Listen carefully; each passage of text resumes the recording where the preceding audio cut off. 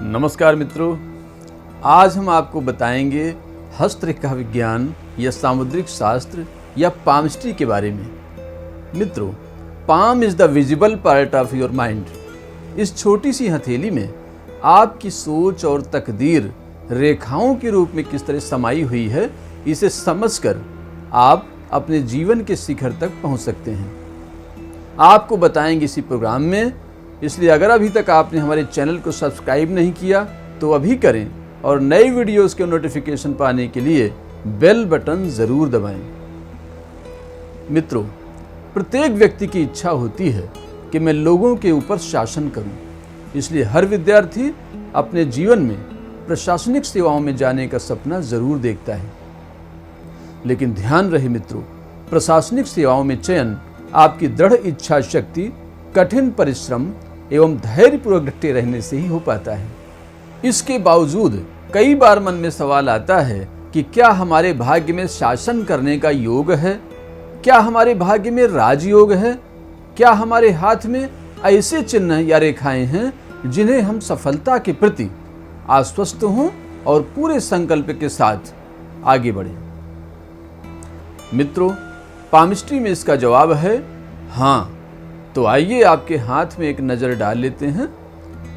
अगर आपका हाथ का आकार चौकोर है तो बेहतर है, यानी आप जन्म से ही कठिन परिश्रमी और ज़मीनी हकीकत को समझकर आगे बढ़ते हैं।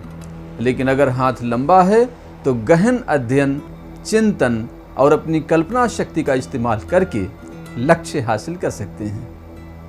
मित्रों, हथेली में लंबा और स्वतंत्र अंगूठा ही जीवन में बड़ा लक्ष्य बनाने का साहस देता है।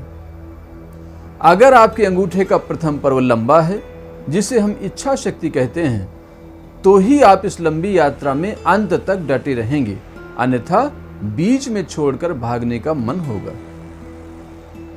अंगूठे का दूसरा पर्व यानी तर्क शक्ति यदि प्रथम पर्व से ज्यादा लंबा है तो लोगों को अपने तर्क का लोहा मनवा देंगे, यानी आपकी बातें सुनकर लोगों को लगेगा कि आपको बहुत बड़े पद पर होना चाहिए। लेकिन परीक्षा में अपने ज्ञान का सही तरीके से प्रदर्शन करना आपसे नहीं होगा, अतः प्री एग्जाम को पास करने में ही आप सारा समय गंवा देंगे।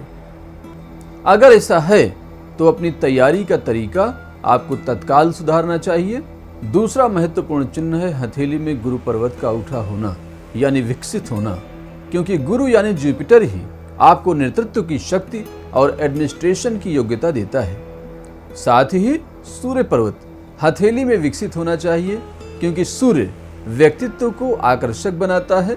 लोग आपकी योग्यता को मिलते ही एक्सेप्ट कर लेते हैं, यानी स्वीकृति देने लग जाते हैं। इसका लाभ इंटरव्यू में मिलता है। सूर्य के बाद आपकी हथेली में देखना है कि बुध कैसा है, क्योंकि पढ़ाई में मन लगाना, कैलकुलेशन और याददाश्त बुध के अधीन है। इसके अलावा जिस ग्रह की पावरफुल प्रेजेंस आपके हाथ में होनी चाहिए, यानी सुविकसित होना चाहिए, वो है शुक्र पर्वत, यानी माउंट ऑफ वीनस। शुक्र आपको शारीरिक शक्ति, जीवट और रस देता है, यानी लक्ष्य में इंटरेस्ट बनाए रखता है। लेकिन इसका अति विकसित होना न सिर्फ पढ़ाई से ध्यान हटाता है, बल्कि विपरीत लिंग की ओर आकर्षित करता है, जिससे आपका कीमती समय और छवि बर्बाद हो सकती है। तो अगर बड़ा लक्ष्य बना लिया है तो अनुशासन की जिम्मेदारी भी आपकी है। और अंत में हथेली का केंद्र एक बार देखना है। हथेली के बीच में गड्ढा तो नहीं है। वैसे ये आपकी सफलता में बाधक नहीं है, लेकिन हथेली में गड्ढा आत्मविश्वास की कमी, दुविधा, निर्णय न ले पाना जैसे दोष व्यक्तित्व में ले आता है, जिसके कारण परीक्षा में चयन के बाद जब बड़ी जिम्मेदारियां मिलती हैं तो वैसे लोग बड़ा नर्वस फील करते हैं और बड़े प्रमोशन से वंचित रह जाते हैं। इन दोषों को प्रशिक्षण, अभ्यास और उपायों के द्वारा दूर किया जा सकता है। अगर आपने प्रशासनिक सेवाओं में जाने का निर्णय ले लिया है तो हमारी शुभकामनाएं भी ले लीजिए और थोड़ी सी टिप्स भी जो हमेशा आपके काम आएंगी।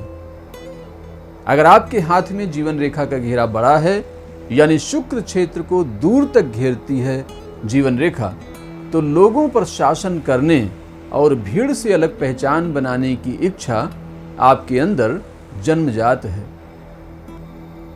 अगर आपको जीवन रेखा और शीर्ष रेखा प्रारंभ में जुड़ी हुई हैं, तो आपकी विषय को धारण करने की क्षमता बनी रहेगी, यानी याददाश्त अच्छी रहेगी।